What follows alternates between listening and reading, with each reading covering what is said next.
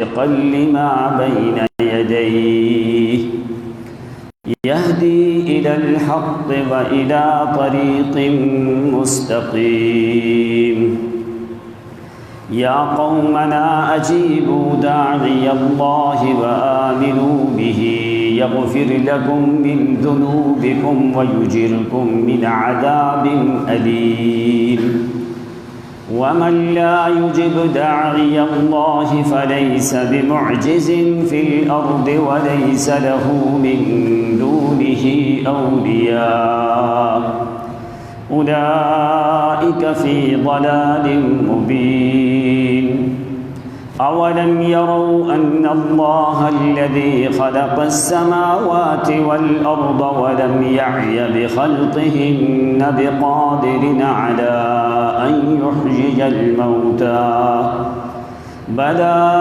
إنه على كل شيء قدير ويوم يعرض الذين كفروا على النار أليس هذا بالحق قالوا بلى وربنا قال فذوقوا العذاب بما كنتم تكفرون فاصبر كما صبر أولو العزم من الرسل ولا تستعجل لهم كأنهم يوم يرون ما يوعدون لم يلبثوا إلا ساعة من نهار بلاغ فهل يهلك إلا القوم الفاسقون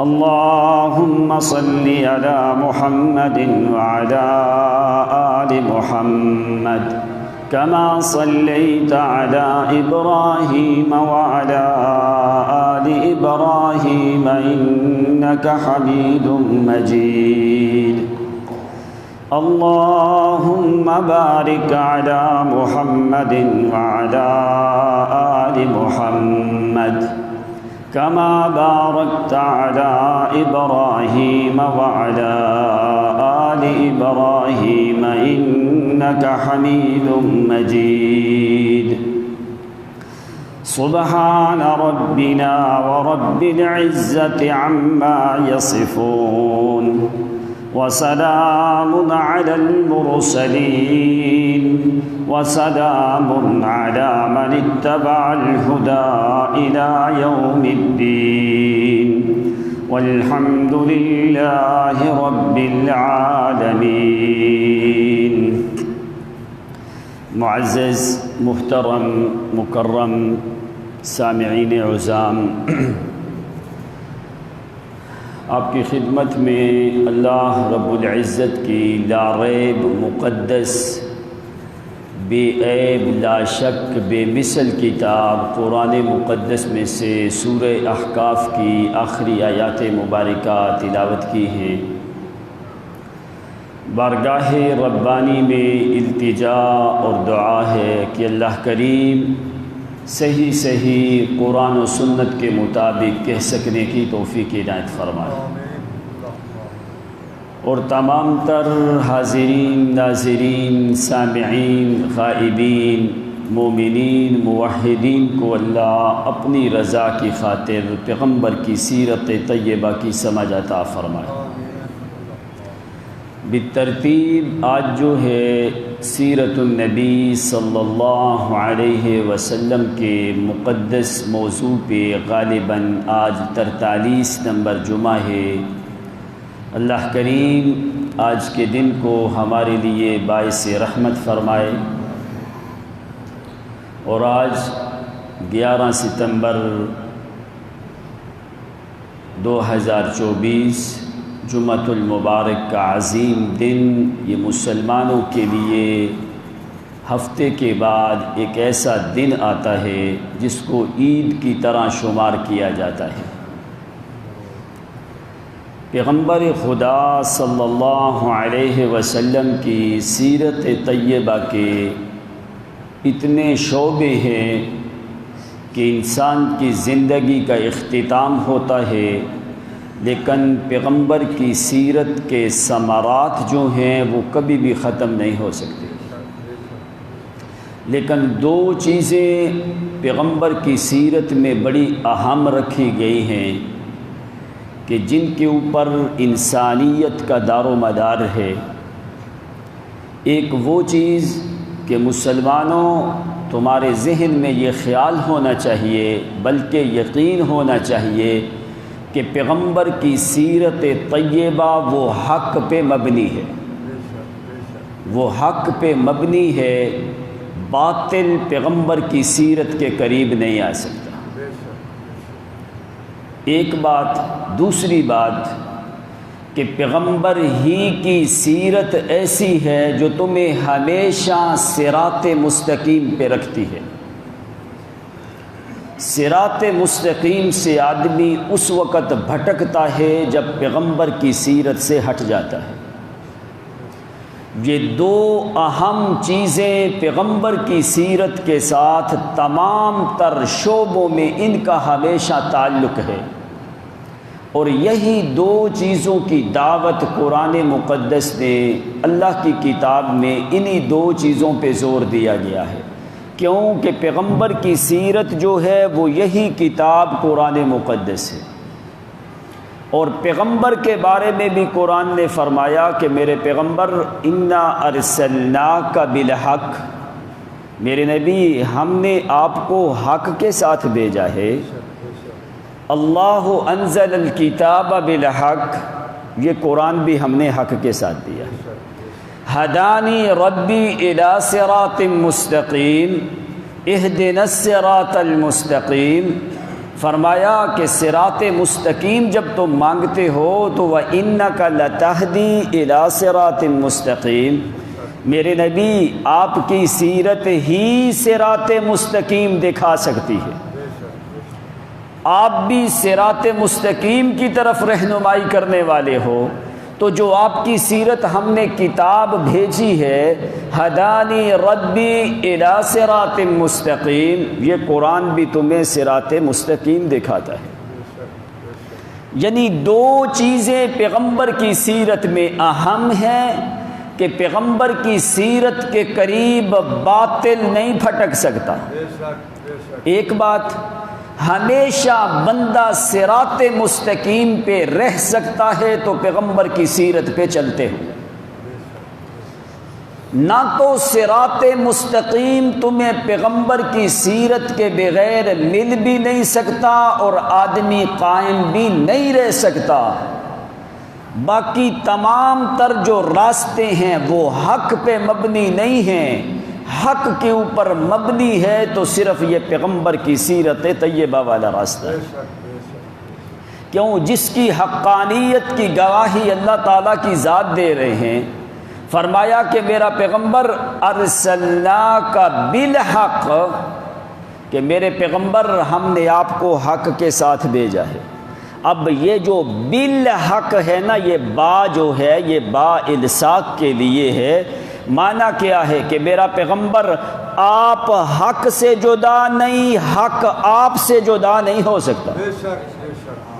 یہ معنی ہے، یہ نہیں فرمایا انا ارسلناک الحق، فرمایا ارسلناک بالحق۔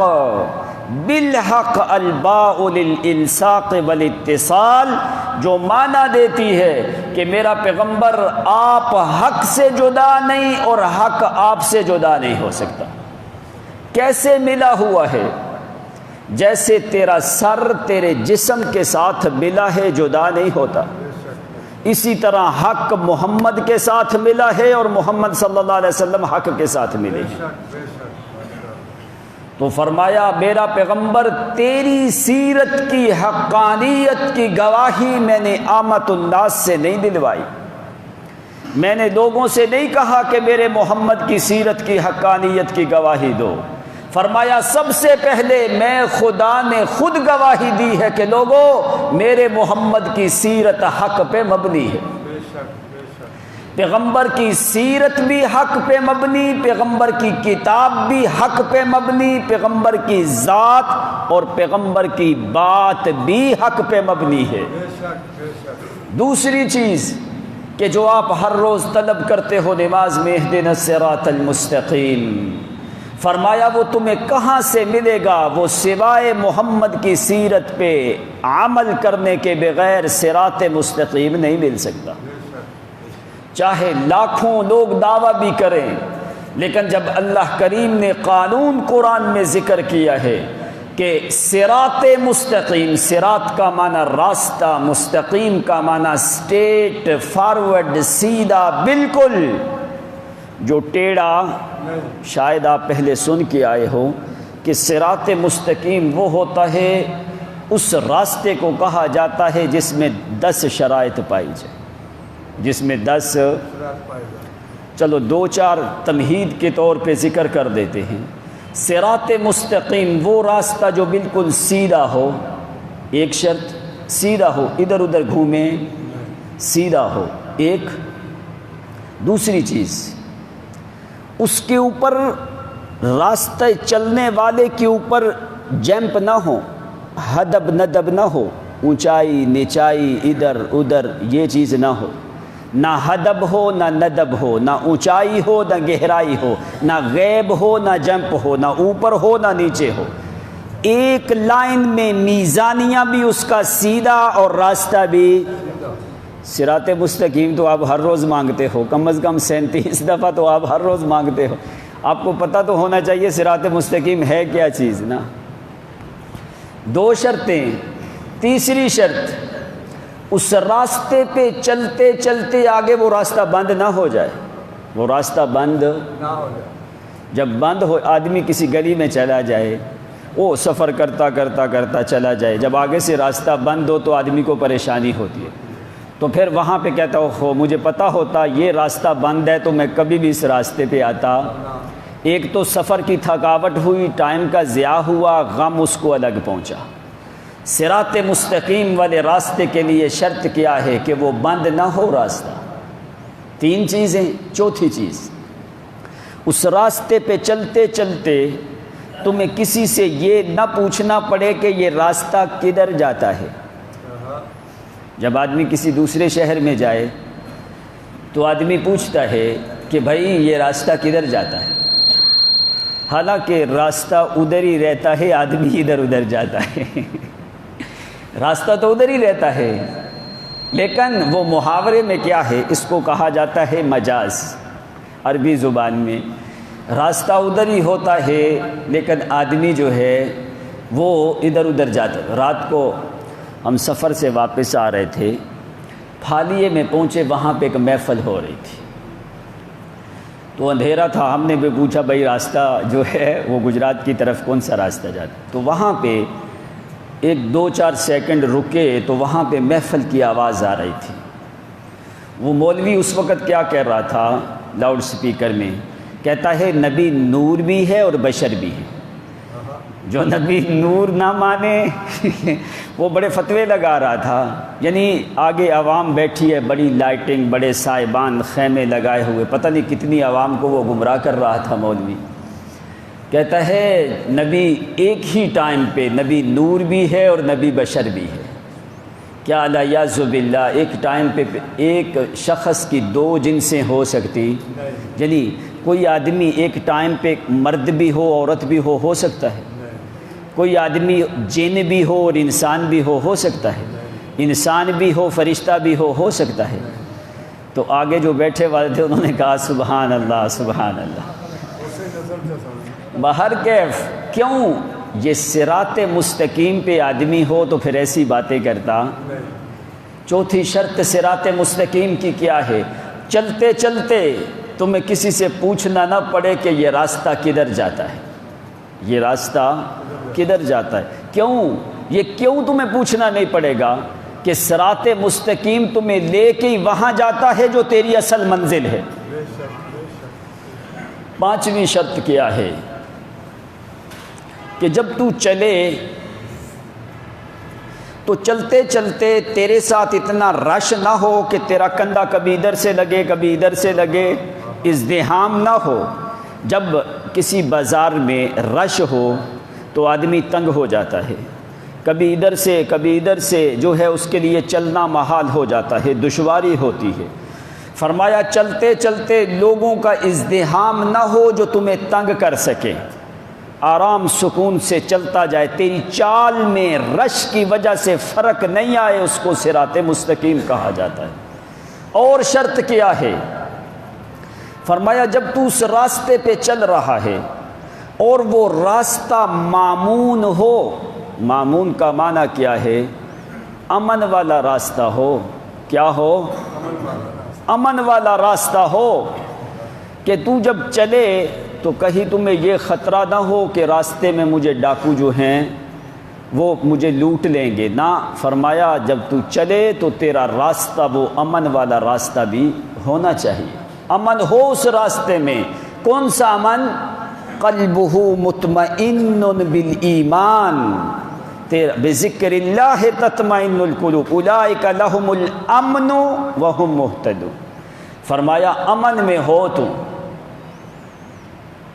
اور جب تو چلے، رات کو چل، دن کو چل، تیرے دل میں امن ہو، اطمینان ہو، سکون ہو، تجھے کسی چور یا ڈاکو کا خطرہ نہ ہو۔ یہ ساری صفات پھر جو ہے، پھر جس تو راستے پہ چل رہا ہے وہ راستہ تمہیں راستے میں نہ چھوڑ دے، وہ کدھر تمہیں منزل مقصود تک جا کے پہنچانے والا راستہ ہو۔ اب جب تم کہتے ہو نا اہدنا الصراط المستقیم، تو اس میں 3 معنی ہوتے ہیں، ذرا اچھے طریقے سے سمجھ لینا چاہیے کہ ہر روز جو نماز میں طلب کرتے ہو، یا اللہ ہمیں سیدھا راستہ دکھا، اسی پہ چلا، منزل مقصود تک پہنچا۔ سمجھ آئی کہ نہیں بات؟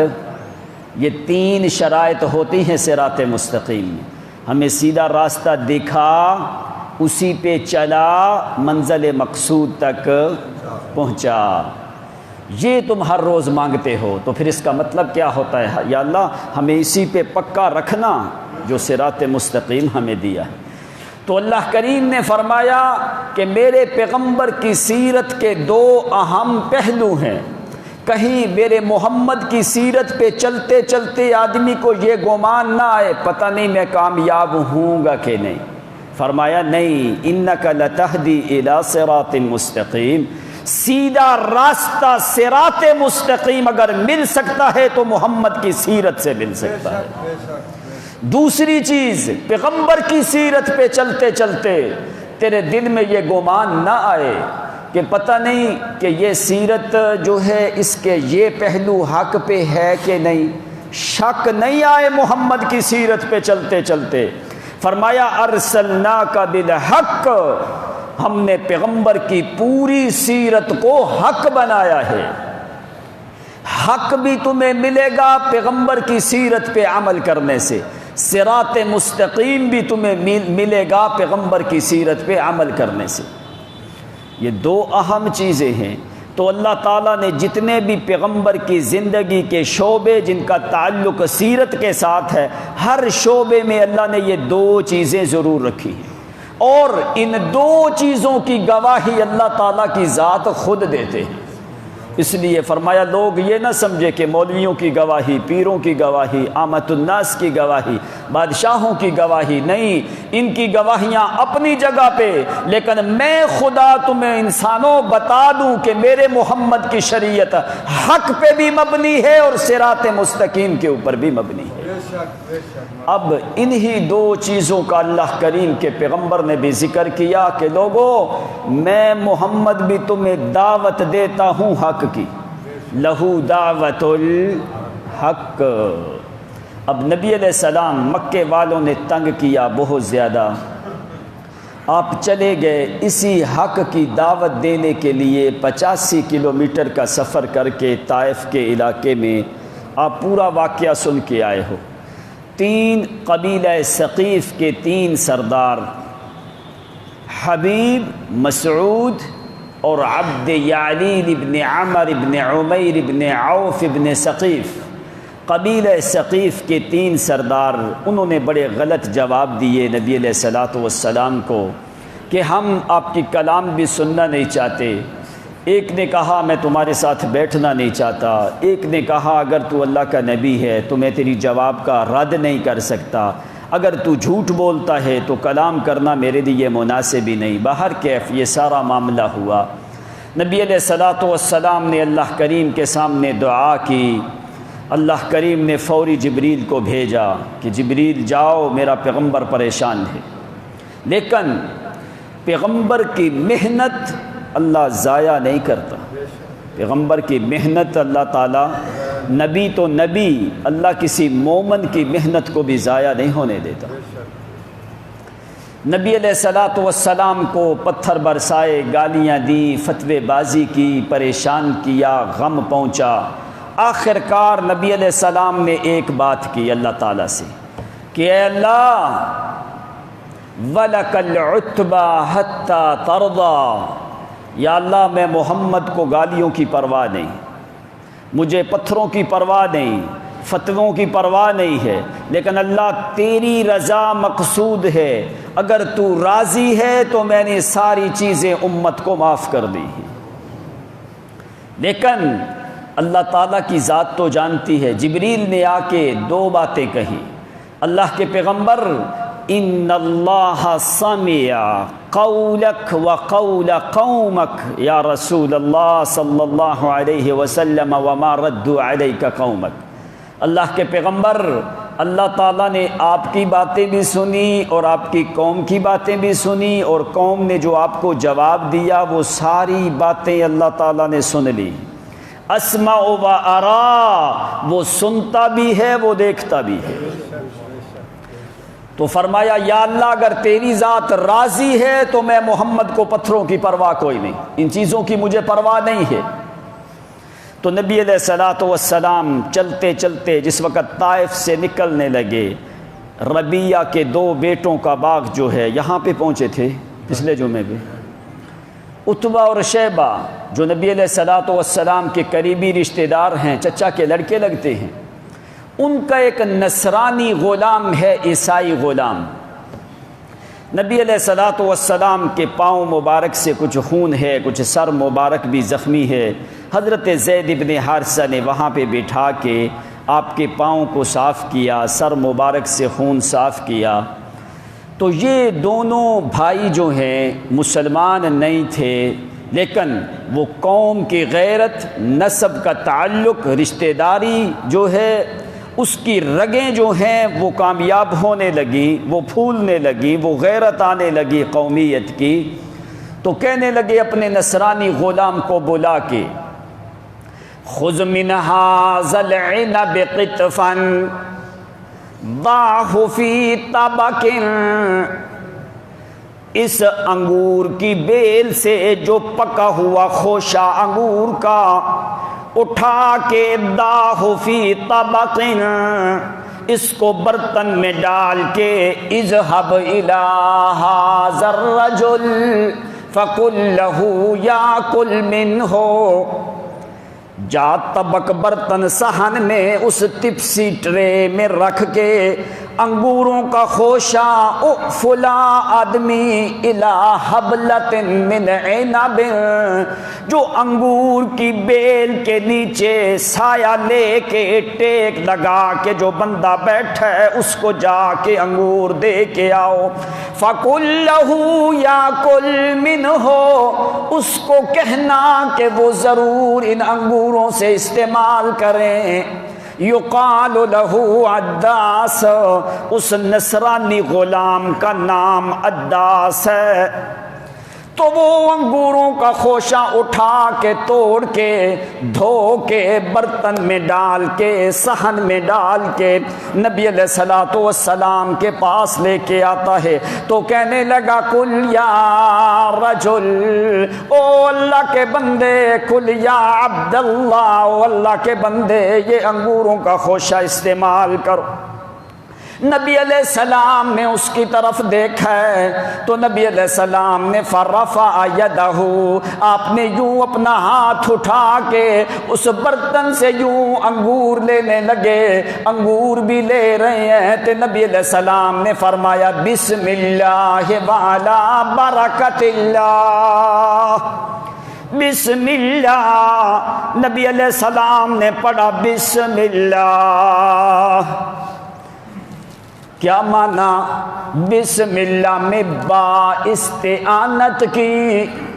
پیغمبر کی سیرت کے ایک ایک نقطے میں امت کے لیے اللہ کریم نے مسئلہ اپنا توحید والا ضرور رکھا ہے۔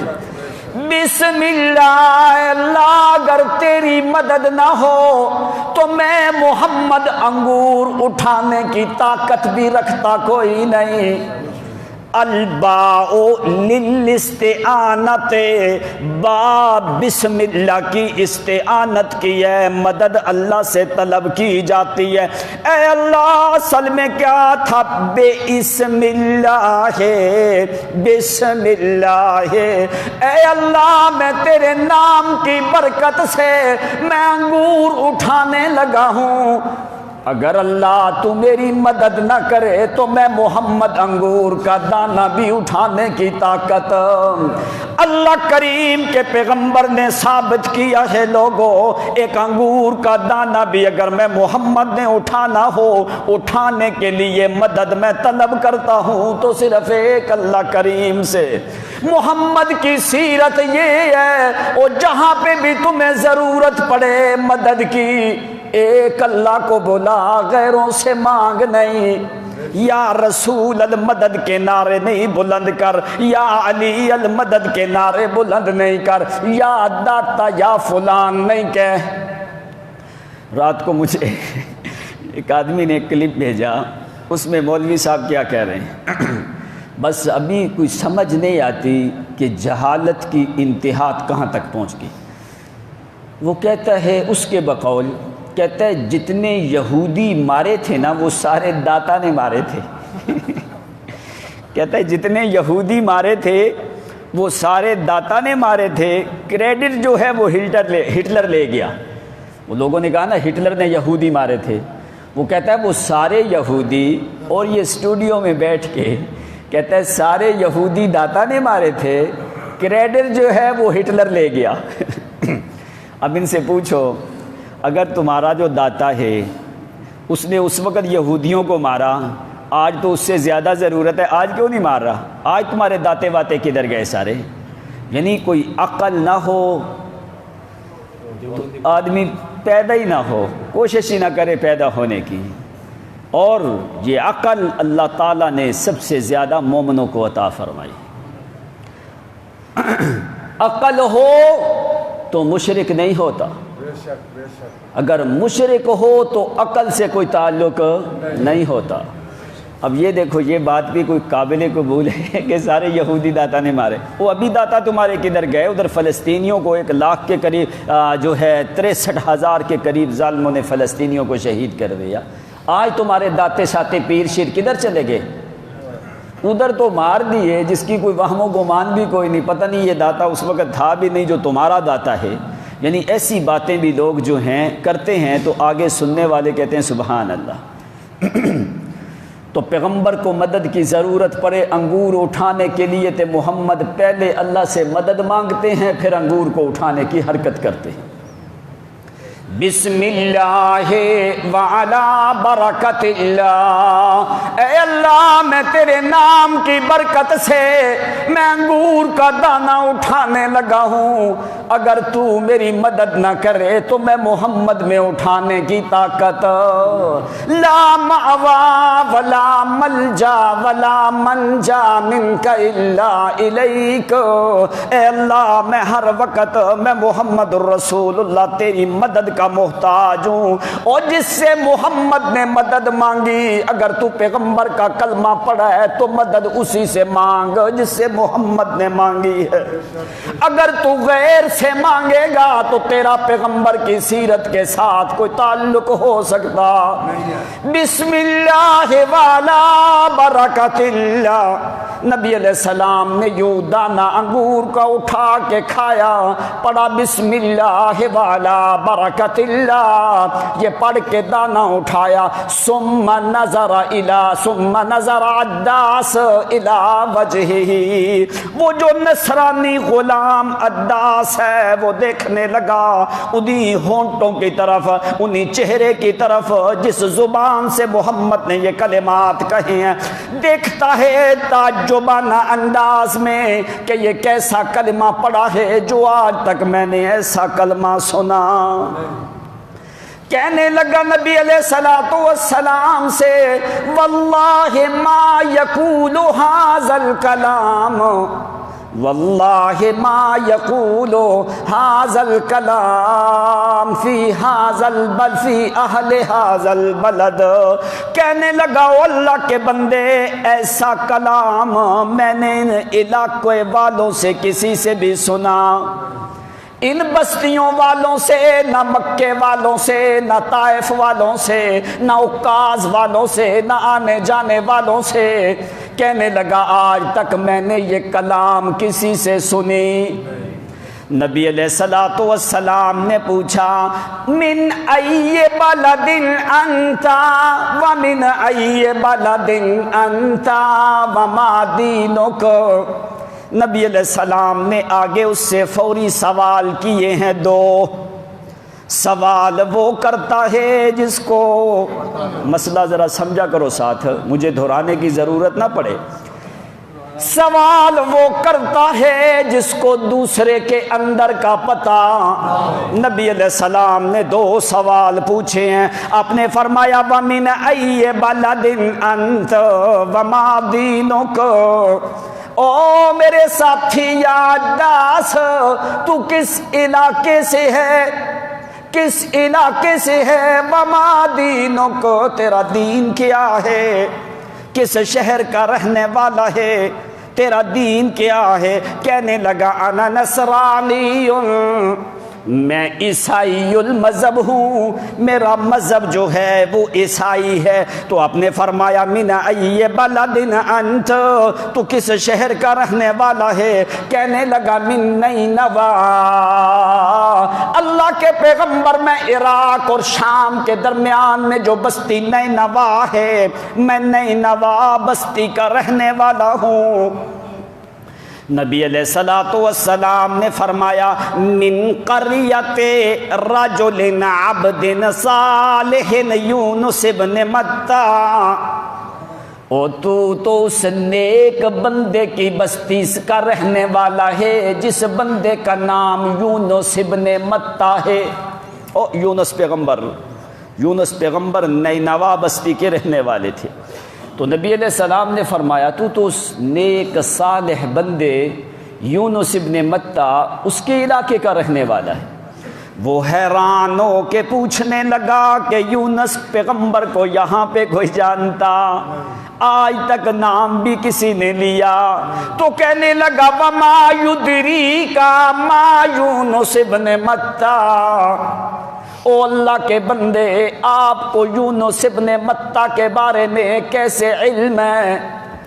وما یدریک ما یونس ابن متی، آپ یونس ابن متی کو کیسے جانتے ہیں؟ کہ آپ نینوا کے علاقے میں گئے تھے، کہ آپ کا مذہب عیسائی ہے، کہ آپ کسی راہب کے ساتھ تعلق ہے، یا آپ نے تورات پڑھی ہے؟ وما یدریک ما یونس ابن متی، یونس ابن متی کے بارے میں آپ کیسے جانتے ہیں؟ نبی علیہ السلام نے فرمایا انہو اخی کان ذالک نبیا وانا نبی اللہ۔ آپ نے فرمایا وہ یونس میرے بھائی ہیں، ذالک نبی، وہ اللہ کریم کے نبی تھے، وانا نبی اللہ، میں محمد بھی اللہ کا نبی ہوں۔ جس وقت یہ بات کہی ہے تو فوری فَأَكُبَّ عَدَّاسَ عَلَىٰ قَدَمَيْهِ رسول اللہ صلی اللہ علیہ وسلم۔ جس وقت نبی علیہ السلام نے یہ بات کہی ہے تو وہ عداس فوری محمد کے قدموں پہ گر جاتا ہے۔ فَأَكُبَّ عَدَّاسَ عَلَىٰ قَدَمَيْهِ رسول اللہ صلی اللہ علیہ وسلم، نبی علیہ السلام کے قدموں پہ گر کے نبی علیہ السلام السلام کے قدموں کو بوسہ دینے لگا. نبی علیہ السلام نے اٹھایا ہے, قدموں کو بوسہ دے کے فقبل علی راسہ, پھر نبی علیہ السلام کے سر پہ بوسہ دینے لگا. آپ نے پھر تھوڑا ہٹانے لگے, پھر نبی علیہ السلام کا یوں ہاتھ پکڑ کے پہلے دہنے ہاتھ پہ بوسہ دیا, پھر بہنے ہاتھ پہ بوسہ دیا. بوسہ دے کے نبی علیہ السلام کو کہنے لگا اشہد اللہ الہ الا اللہ واشہد انک نبی اللہ وعبد اللہ ورسولہ. کہنے لگا اللہ کے پیغمبر میں گواہی دیتا ہوں واقعہ ہی آپ اللہ کے سچے رسول ہیں. میں ابھی عیسائیت کا مذہب چھوڑ کے محمد تیرے مذہب کو قبول کرتا ہوں.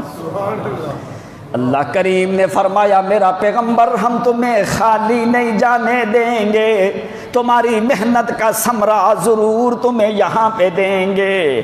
اسی وقت عداس جو ہے وہ مسلمان ہوتا ہے, مسلمان ہو کے بوسے دے کے اتنی دیر میں نبی علیہ السلام اٹھنے لگے. نبی علیہ السلام زید بن حارثہ کے ساتھ یوں جانے لگے ہیں, تو جس وقت یوں عداس واپس جا رہا ہے, عتبہ بھی وہاں پہ موجود ہے, شیبہ بھی وہاں پہ اپنے باغ میں موجود ہے, لیکن عداس جاتا باغ کی طرف ہے, دیکھتا محمد کی طرف. یہ ہے پیغمبر کی محبت. حالانکہ چند لمحات وہ نبی علیہ السلام کے پاس بیٹھا ہے, تو وہ ادھر سے عتبہ اور شیبہ آوازیں دے رہے ہیں, جاتا تو ان کی طرف ہے لیکن دیکھتا محمد الرسول اللہ صلی اللہ علیہ وسلم کی طرف ہے. دیکھتے دیکھتے جا کے عتبہ اور شیبہ آپس میں باتیں کرنے لگے. ایک بھائی دوسرے کو کہنے لگا قد افسد غلامنا, لگتا ہے ہمارا غلام ہم سے نکل گیا, لگتا ہے ہمارا غلام ہم سے نکل گیا ہے. تو جس وقت واپس پہنچا عتبہ اور شیبہ کہنے لگا لماذا تقبل راسہ ویدیہ وقدمیہ علی ھذا الرجل. او عداس تو نے اس بندے کے سر اور پاؤں ہاتھوں پہ بوسے کیوں دیے ہیں؟ عداس کہنے لگا واللہ انہو اخبرنی من الامر ما یعلمہ الا نبی. کہنے لگا اللہ کی قسم اس بندے نے جو مجھے خبر دی ہے وہ اللہ کے نبی کے علاوہ کوئی بھی خبر دے سکتا. من الخبر الذی لیس له فی الدنیا شیء من الخبر الذی اخبرنی. کہنے لگا اللہ کی قسم دنیا میں اس بندے کے ساتھ مساوی کوئی چیز کوئی نہیں, اس بندے کے مساوی دنیا میں کوئی چیز بھی کوئی نہیں. واقعی انہو نبی اللہ, اللہ کی قسم وہ اللہ کا نبی ہے. کیوں جو اس نے مجھے خبر دی ہے وہ نبی کے علاوہ اس بات کو جانتا کوئی نہیں. کیوں نبی ہی کو اللہ وحی کے ذریعے بتاتے ہیں, اس لیے میں نے تو گواہی دی ہے کہ وہ واقعی اللہ کریم کا سچے نبی ہیں. تو کہنے لگے عتبہ اور شیبہ کہنے لگے لَيَصْرِفَنَّكَ عَنْ دِينِكَ وَدِينُكَ خَيْرٌ مِّن دِينِهِ. کہنے لگے او دیکھنا, خیال کرنا, ذرا سوچنا کہیں وہ محمد تیرے دین سے تمہیں پھیر نہ دے.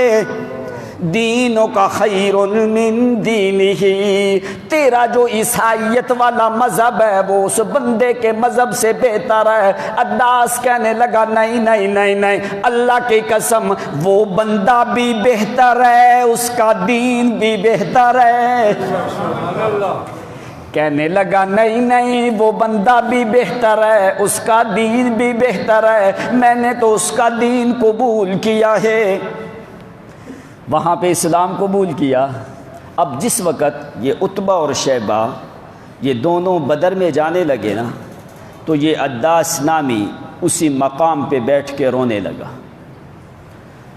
کسی نے اس سے پوچھا ما تبکیک, کیوں رو رہا ہے؟ کہنے لگا کہ میں رو اس لیے رہا ہوں کہ میرے سردار یہ میرے ساتھ اچھے تھے, لیکن یہ جا برے کام کے لیے رہے، یہ نبی کے مقابلے میں جا رہے ہیں۔ میں رو رہا ہوں اس وجہ سے آ کے کاش کہ اللہ ان کو بھی ہدایت دے دے کہ یہ نبی کے مقابلے میں نہ جائیں۔ وہ غلام ہو کے سمجھ گیا، یہ سردار ہو کے سمجھے۔ اللہ تعالیٰ نے فرمایا میرے نبی ہدایت ہمارے اختیار میں ہے، اگر ہم نہ دیں تو کوئی بھی دنیا کی طاقت دے سکتی۔ 10 دن کے قریب نبی علیہ الصلوۃ والسلام کا قیام رہا طائف کے علاقے میں۔ آپ جب واپس آ رہے، اللہ تعالیٰ نے تسلیاں دی پیغمبر کو۔ نبی علیہ السلام نے فرمایا کہ یا اللہ، میں محمد کو اس بات کا یقین ہے کہ ان کی نسلوں میں سے ایسے لوگ پیدا ہوں گے یعبدونک وحدک، جو اکیلے یا اللہ تیری ہی عبادت کریں گے، وہ غیر کی نہیں کریں گے۔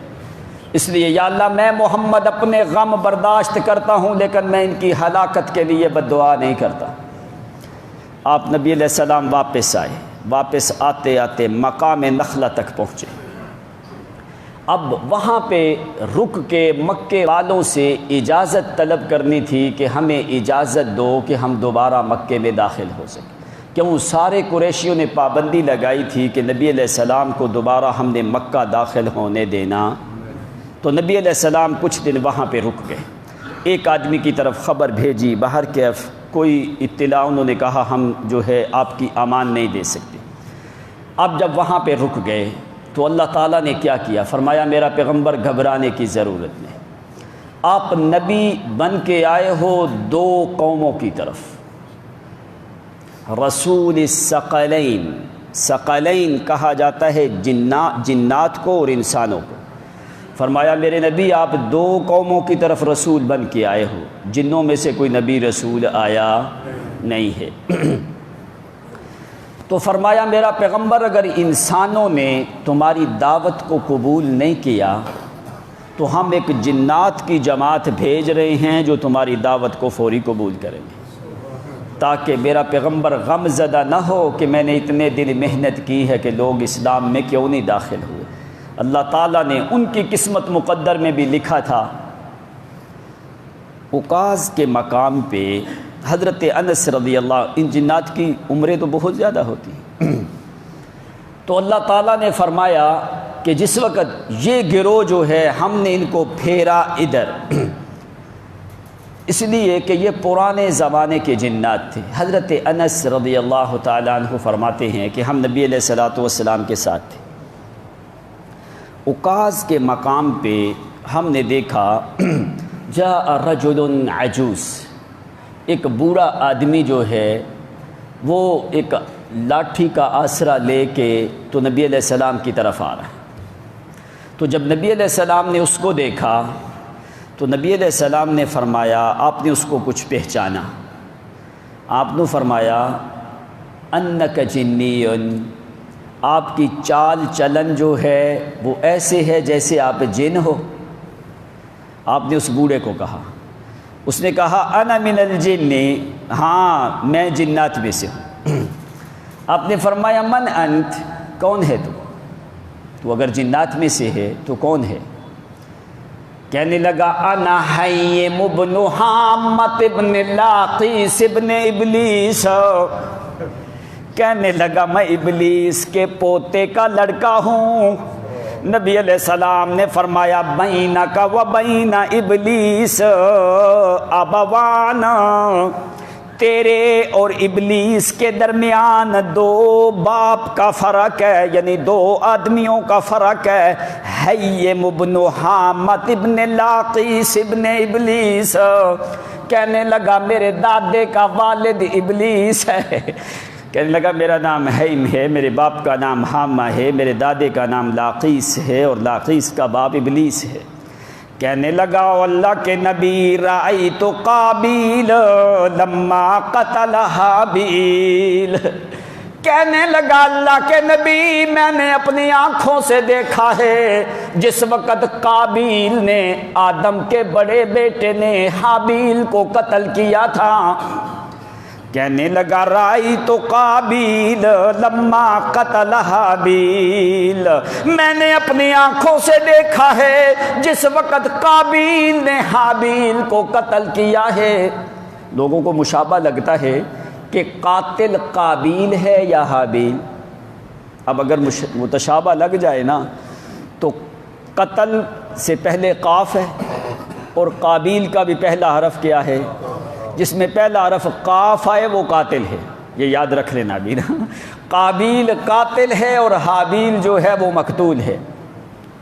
تو فرمایا کہ تیرے اور ابلیس کے درمیان تیرے دو باپ کا فرق ہے، یعنی دو آدمی تیرے درمیان میں۔ اس نے کہا ہاں اللہ کے نبی ابھی میں بوڑھا ہو گیا ہوں۔ کہتا ہے کبر تو سنی، میری عمر ابھی زیادہ گزر چکی ہے، وقلتا تھوڑی باقی ہے۔ کہنے لگا زیادہ گزر گئی، تھوڑی عمر جو ہے وہ ابھی باقی ہے۔ تو میں نے قابیل کو اپنی آنکھوں سے دیکھا ہے حابیل کو قتل کرتے ہوئے، تو اس سے پتہ کیا چلتا ہے کہ جنات کی عمریں بہت زیادہ ہوتی ہیں انسانوں کی نسبت میں۔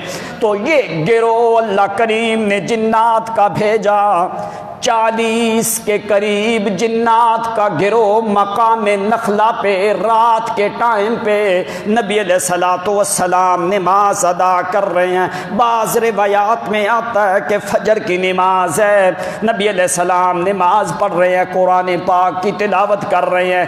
تو اللہ کریم نے فرمایا وَإِصْرَفْنَا إِلَيْكَ صَرَفْنَا إِلَيْكَ نَفَرًا مِنَ الْجِنِّ، میرا پیغمبر ہم نے پھیرا جنوں کو، صرفنا الیک، ہم نے جنات کو گھما پھرا کے، صرفنا صرف کا معنی ہوتا ہے پھیرنا، ہم نے گھما پھرا کے وہ 40 جنات کی جماعت کو الیک تیری طرف میرا پیغمبر لے کے آئے۔ کیا معنی ہے؟ آپ کو ہم نے جنوں کی طرح کسی بستی میں نہیں بھیجا، جنوں کو اٹھا کے میرا پیغمبر تیرے قدموں میں لا کے کھڑا کیا ہے۔ صرفنا الیک نفرا من الجن، جنات کی ایک جماعت کو ہم نے پھیر کے میرا پیغمبر تمہارے پاس لے کے آئے۔ نبی علیہ السلام کو پتا، نبی علیہ السلام کو پتا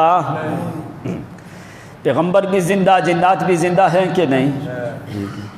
تو تمہارے مردے قبروں کے اندر سے مرے ہوئے پہچان جاتے ہیں کہ قبر کے اوپر نر بیٹھا ہے کہ مادہ بیٹھا ہے۔ اللہ کے بندو خیال کیا کرو، مولوی تمہیں بھیڑ بکریاں کی طرح گھما پھرا کے یہ بھی لے جاتے ہیں ادھر ہی۔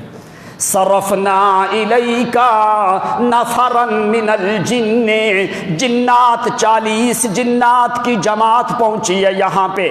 نبی علیہ الصلوۃ والسلام نماز میں کھڑے ہیں، جنات فوری آ کے پیچھے بیٹھ گئے، بیٹھ کے نبی علیہ الصلوۃ والسلام کا قرآن سننے لگے۔ اللہ تو نے جنات کو کیوں پھیرا، کس لیے تو نے پھیر کے لایا؟ قرآن خود ذکر کرتا ہے، 26واں سے پارہ سورۃ احقاف آخری رکوع خود جا کے دیکھنا۔ فرمایا ہم نے جنات کو کیوں پھیرا میرا پیغمبر تیری طرف؟ صرفنا الیک نفرا من الجن یستمعون القرآن، ہم نے قرآن سنانے کے لیے بھیجا ہے۔ انہوں نے جس وقت آئے پیچھے بیٹھ کے، قرآن کی آواز نکل رہی ہے، ادھر پڑھنے والا قاری القرآن محمد کریم ہے۔ محمد جیسا قاری کوئی دنیا میں موجود، قرآن جیسی کتاب کوئی اعلیٰ دنیا میں موجود، قاری بھی ساری دنیا سے اعلیٰ، قرآن بھی ساری دنیا کی کتابوں سے اعلیٰ ہے۔ تو پھر اللہ کریم نے لحن داودی میں سے لحن جو محمد کو دیا ہے وہ کسی اور نبی کو دیا کیوں؟ صحابہ کرام، صحابی کہتا ہے میں نبی علیہ السلام کے پیچھے آیا، نبی علیہ السلام نے پوری سورۃ بقرہ پڑھی 2.5 سپاروں کی۔ صحابی کہتا ہے میں پیچھے سنتا رہا، پھر نبی علیہ الصلوۃ والسلام نے پوری سورۃ آل عمران پڑھی، پھر آپ نے سورۃ نساء کی 100 نمبر آیت تک نبی علیہ السلام پہنچے۔ صحابی کہتا ہے اللہ کی قسم جو لذت محمد کے پیچھے قرآن سننے کی آئی ہے زندگی میں یہ لذت نہیں آئی۔ صحابہ کرام کو جو لذت پہنچی ہے قرآن سننے والی، جنہوں نے ڈائریکٹ محمد کے پیچھے قرآن سنا ہے، یہ اعزاز اللہ نے دیا ہے تو پیغمبر کے صحابہ کو دیا ہے۔ اللہ تعالیٰ نے یہ صحابہ کی صفت ذکر کی ہے کہ یہ وہ لوگ ہیں جو قرآن کو سننے والے ہیں۔ یستمعون القول فیتبعون احسنا، فرمایا قرآن بھی احسن، پڑھنے والا بھی احسن، سننے والے بھی احسن لوگ ہیں۔ تو نبی علیہ السلام جب قرآن کی تلاوت کر رہے ہیں تو جنات یہ سن رہے ہیں، یستمعون القرآن فلما حضروہ، اللہ کریم نے فرمایا فلما حضروہ، جس وقت وہ لوگ حاضر ہوئے محمد الرسول اللہ صلی اللہ علیہ وسلم کے پاس، حاضر ہوتے ہی کہنے لگے قالوا انصتوا، انصتو، او لوگو خاموش ہو جاؤ، یہ ہے قرآن کا ادب۔ انصتو، جب قرآن پڑھا جائے، قرآن نے بھی کیا کہا وَإِذَا قُرِئَ الْقُرْآنُ فَاسْتَمِعُوا لَهُ وَأَنصِتُوا لَعَلَّكُمْ تُرْحَمُونَ۔ تو جب امام نماز جہری میں فاتحہ پڑھے، قرآن پڑھے، تو تمہیں خاموش ہو کے سننا چاہیے، تمہیں پڑھنے کی ضرورت۔ تو جنات نے بھی کہا وَأَنصِتُوا، او ذرا چپ ہو جاؤ، خاموشی سے قرآن سنو، یہ قرآن کا ادب ہے۔ جب قرآن جبریل پڑھے، نبی علیہ السلام یحرک شفتیہ کی سورت قیامہ 29واں سپارہ دیکھ، اللہ کریم نے فرمایا میرا پیغمبر جب جبریل تمہیں قرآن سنائے، میرا محمد قرآن کا ادب یہ ہے تمہیں بھی ہونٹوں کو حرکت کی اجازت۔ لا تحرک بہ لسانک لتعجل به ان علینا جمعہ وقرآنا فاذا قرأناہ فاتبع قرآنا ثم ان علینا بیانا۔ تجھے غم لگتا ہے میرا پیغمبر کہ جبریل پڑھ کے چلا نہ جائے، کہیں مجھے بھول نہ جائے، سنقرئک فلا تنسا، ہم تمہیں ایسا پڑھائیں گے کبھی بھولے گا نہیں۔ قرآن کو جمع کرنا بھی تیرے سینے میں ہمارے ذمہ میرا پیغمبر، ثم ان علینا بیانا، اس کا بیان کروانا بھی ہمارے ذمہ۔ لا تحرک بہ لسانک، اپنی زبان کو حرکت نہ دے میرا پیغمبر جس وقت قرآن پڑھا جا رہا ہو، کیوں یہ اللہ کریم کی کتاب کا ادب ہے۔ تو جنات کہنے لگے انصتو، او اپنی جماعت کو کہنے لگے او خاموش ہو جاؤ، خاموش ہو جاؤ۔ انصتو، قالوا انصتو، خاموش ہو کے فجر کے ٹائم پہ یا تہجد کے ٹائم پہ نبی علیہ السلام کا قرآن سنتے سنتے سنتے جس وقت تلاوت مکمل ہوتی ہے، اللہ کریم نے فرمایا فلما قضی، جس وقت تلاوت مکمل ہوئی، اب اللہ تعالیٰ نے دیکھ ذرا اس شخص کا مقام کم نہیں ہوتا جس کا تعلق قرآن سے ہو۔ اللہ نے ان جنات کے آنے کا بھی ذکر کیا، بیٹھنے کا بھی ذکر کیا، بولنے کا بھی ذکر کیا، تلاوت سن کے جانے کا بھی ذکر کیا ہے۔ کیوں کہ ساری نسبت یہ قرآن کی وجہ سے آ کے قالوا انصتوا فلما قضی، جس وقت تلاوت مکمل ہوتی ہے ولوا الی قومہم منذرین، اللہ کریم فرماتے ہیں وہ جلدی سے تلاوت سن کے سیدھا اپنی قوم کی طرف چلے گئے جہاں پہ ان کی قوم آباد ہے۔ الی قومہم منذرین، جس وقت قوم میں جا کے پہنچے، جاتے ہی کہنے لگے قالوا یا قومنا، یا قومنا، یا قومنا، یا حرف ندا جو اپنی برادری کی محبت کو ظاہر کرتا ہے۔ اپنی برادری کی محبت کو یا حرف ندا ہے، کہنے لگے یا قومنا، او ہمارے پیارے رشتہ داروں، او ہمارے قریبی لوگوں، او ہمارے قوم کے جنات والوں سن لو، یا قومنا انا سمعنا کتابا انزل من بعد موسیٰ مصدقا لما بین یدیہ یہدی الی الحق۔ وہ سمجھ آئی کہ نہیں؟ دو چیزیں محمد کی سیرت کی، ایک حق ہے کہ صراط، تو یہ جنات نے دو باتیں وہاں پہ ذکر کی ہیں، سمعنا کتابا انزل من بعد موسیٰ مصدقا لما بین یدیہ یہدی الی الحق و الی طریق مستقیم۔ او لوگو، ہم نے کتاب سنی ہے، سمعنا کتاباً، کتاباً کون سی کتاب سنی ہے؟ ذالک الکتاب لا ریب فیہ حامیم تنزیل الکتاب۔ ہم نے یہ کتاب سنی ہے، کتاب کو نکرہ ذکر کر کے تنوین تعظیم کی داخل کر کے کہنے لگے سمعنا کتاباً، اللہ کی قسم ایسی عظیم کتاب سنی ہے جس جیسی کتاب ہم نے کبھی سنی بھی۔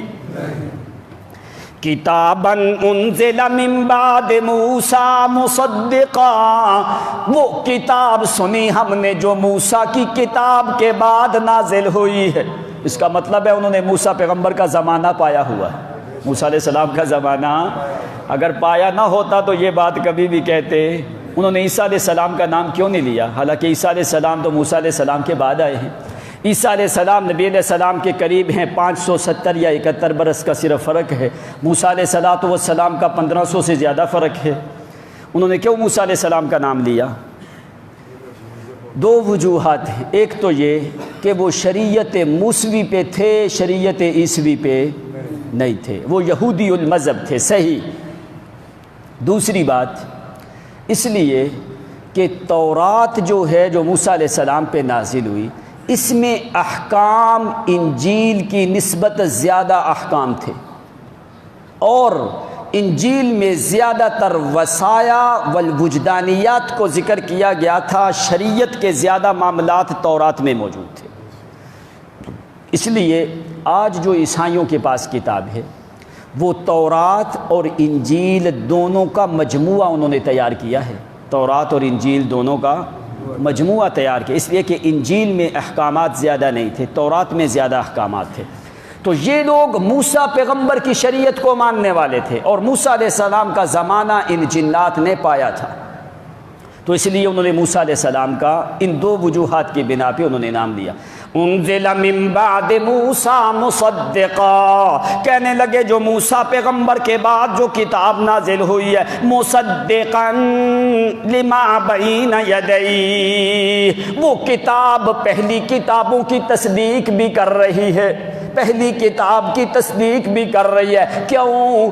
کس وجہ سے؟ آ کے کہنے لگے جو مضمون تورات میں توحید والا تھا وہی مضمون توحید والا قرآن میں بھی ہے۔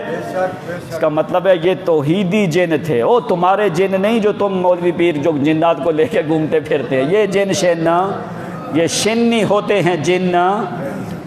انزل من بعد موسیٰ یہ ناخن سے تمہیں جن دکھا دیتے ہیں، وہ جن کا حجم اگر تم دیکھ لو تو تم ڈر جاؤ، اسی لیے تو اللہ تعالیٰ نے جنات کو دیکھنا کسی انسان کے اختیار میں رکھا۔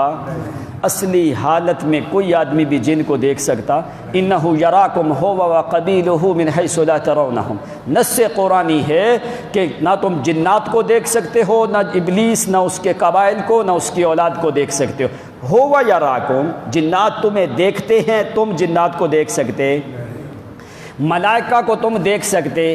انسانی شکل میں جب جن ہو یا فرشتہ ہو تو انسان جو ہے اس کو دیکھ سکتا ہے، لیکن اصلی حالت میں کوئی بھی دیکھ سکتا نہیں ہے۔ مولوی پیر دیکھ سکتے ہوں گے، اللہ ان کو اور زیادہ دکھائے بھائی، ان کو کوئی بڑے جن دکھائے، کہنے لگے سمعت مصدقا لما بین یدی، وہ پہلی کتابوں کی تصدیق کرنے والی کتاب ہے، اس کی دو صفتیں کیا ہیں؟ جس کی زبان سے قرآن سنا اس کی بھی دو صفتیں، جو کلام پڑھا اس کی بھی دو صفتیں ہیں، کیا؟ یہدی الی الحق ویہدی الی صراط مستقیم۔ او ہماری قوم کے لوگوں، ہم نے وہ کتاب سنی ہے جو حق کی طرف رہنمائی کرتی ہے، جو حق کی طرف رہنمائی کرتی ہے، صراط مستقیم کی طرف رہنمائی کرتی ہے۔ یا قومنا اجیبوا داعی اللہ۔ ابھی دیکھ، پہلی دفعہ سنا، فوری ان کے دل میں اپنی قوم کا احساس آنے لگا، فوری جا کے اپنی قوم کو دعوت دی ہے، دعوت بھی دی، دو انعام بھی ذکر کر دیے کہ وہ جس کی باتیں ہم سن کے آئے ہیں نا، اگر تم اس کی دعوت کو قبول کرو تو اللہ نے تمہارے لیے دو انعام رکھے ہیں۔ وہ کیا؟ یا قومنا اجیبوا داعی اللہ، اے ہماری قوم کیا کرو؟ اجیبوا داعی اللہ، اللہ کریم کا جو دائی ہے۔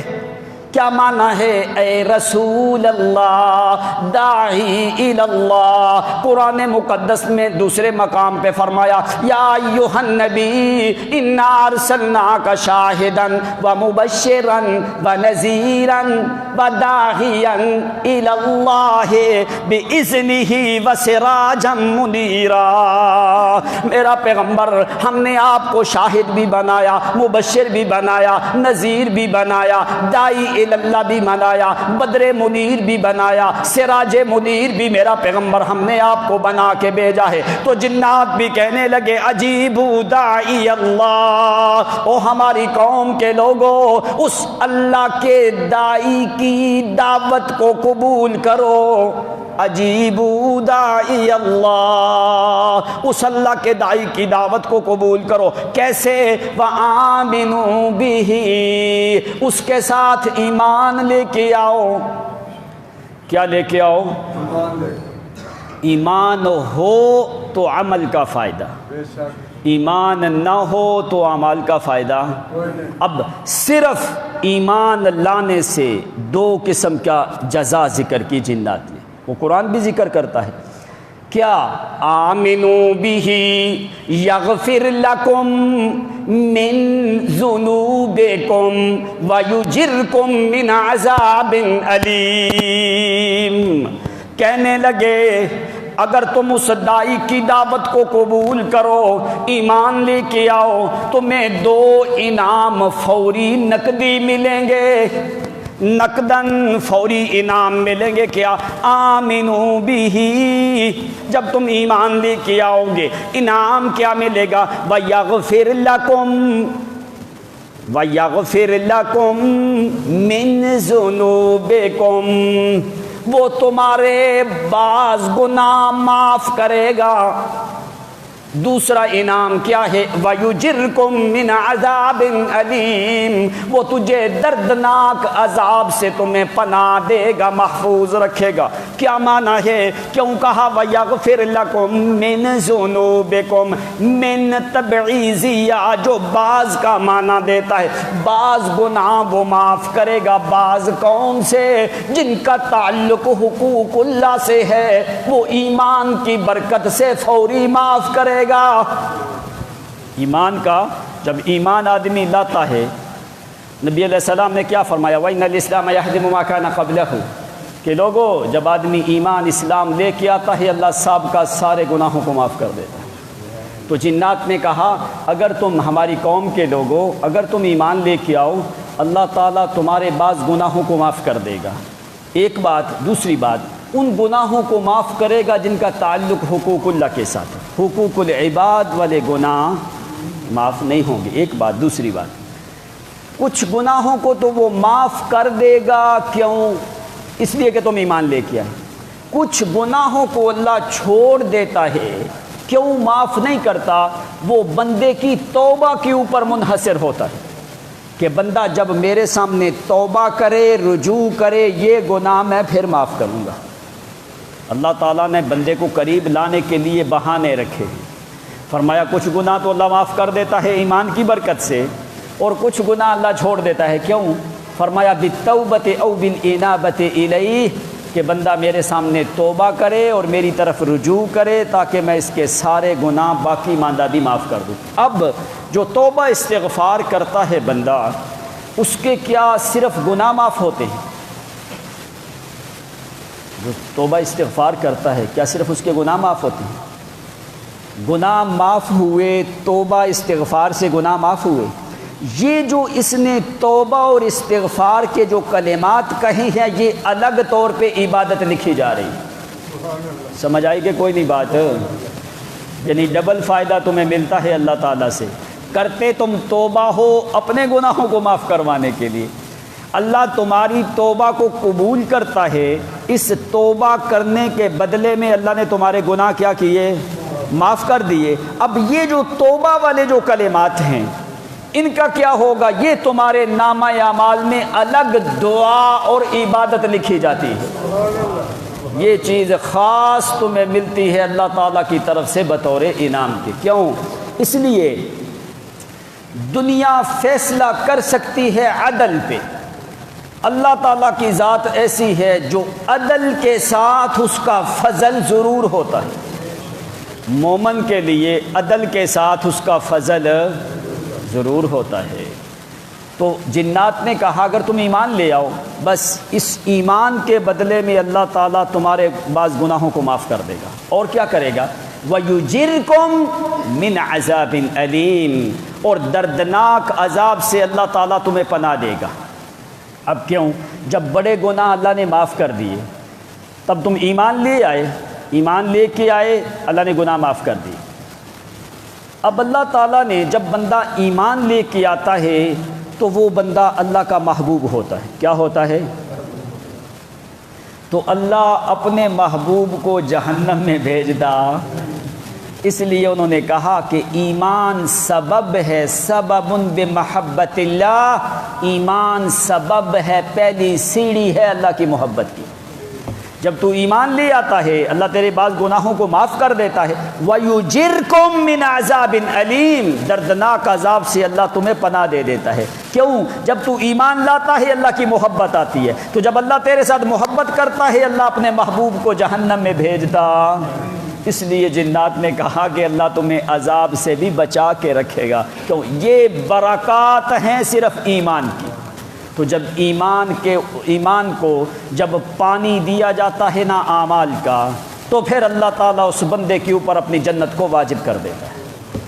اسی لیے نبی اللہ تعالیٰ نے کچھ پھلوں کا ذکر بھی کیا ہے، قرآن میں کیا کہ نہیں کیا؟ ان میں سے انگور جو ہے یہ جنت کے پھلوں میں سے پھل ہے۔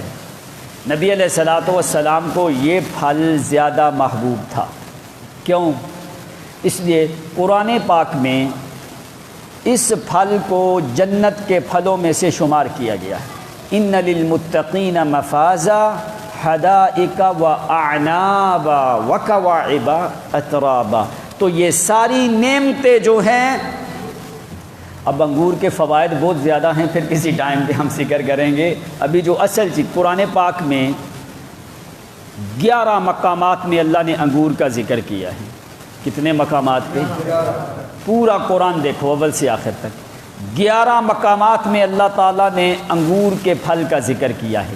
جہاں سے بھی تم دیکھو گے قرآن میں، جہاں پہ عنب یا اعناب جمع اس کی آتی ہے، جہاں پہ بھی انگور آئے گا اللہ تعالیٰ اس کو بطور نعمت کے اور پھلوں کے سرداری میں، جیسے کہتا ہے یہ پھلوں کا سردار ہے، اس مناسبت سے اللہ تعالیٰ نے ذکر کیا ہے۔ زیادہ تر انگور کا ذکر جنت کی نعمتوں میں آیا ہے۔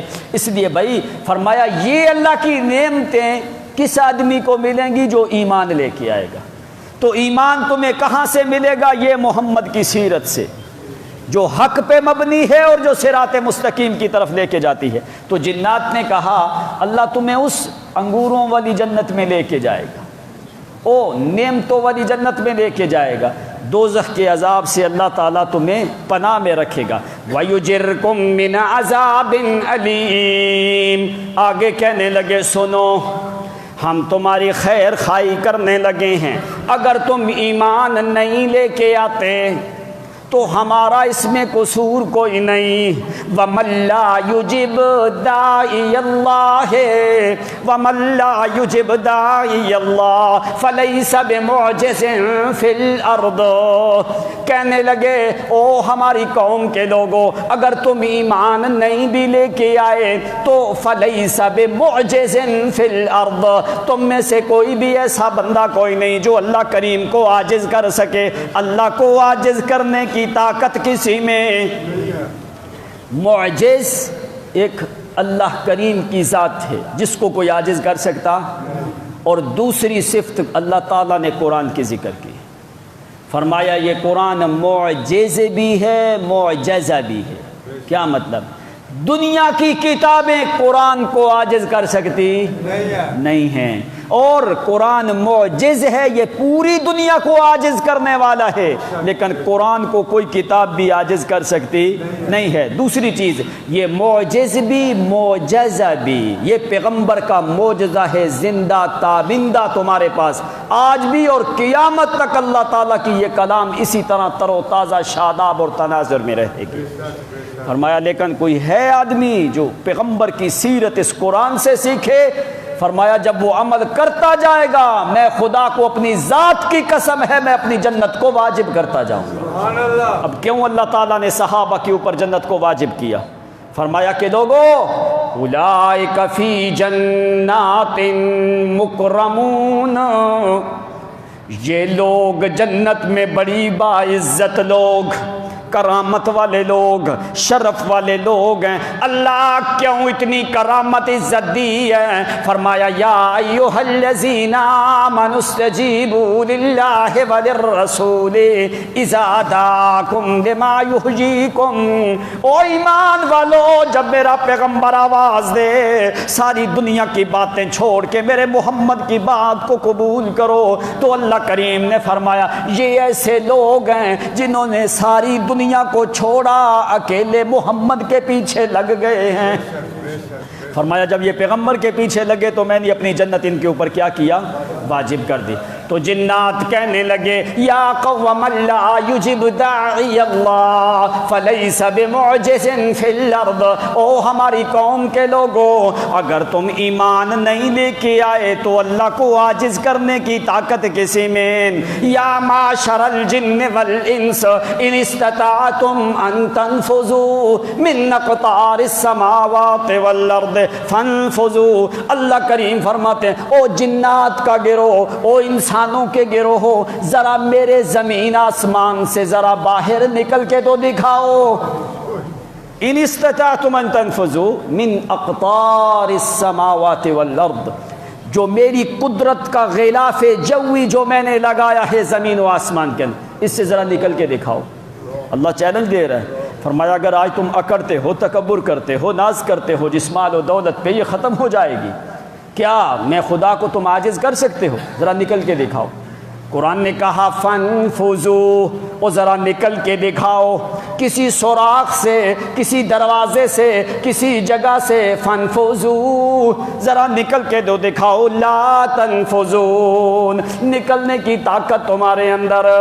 اس لیے جنات کہنے لگے اگر تم ایمان نہیں لاؤ گے نہ تو محمد کی صحت پہ اثر ہے، نہ ہماری صحت پہ اثر ہے، نہ اللہ تعالیٰ کی بادشاہت میں کوئی فرق آتا ہے۔ اس لیے اللہ کریم کے پیغمبر نے فرمایا او لوگو لو کان الاولون والآخرون، اولین آخرین سارے لوگ بھی ایک جگہ پہ جمع ہو کے اللہ یعوذ باللہ کفر کا اعلان کر دیں، یعنی اولین آخرین ساری دنیا بھی ایک مقام پہ کافر ہو جائے، ساری دنیا لا یعوذ باللہ کافر ہو جائے تو اللہ تعالیٰ کی بادشاہت میں کوئی فرق آتا؟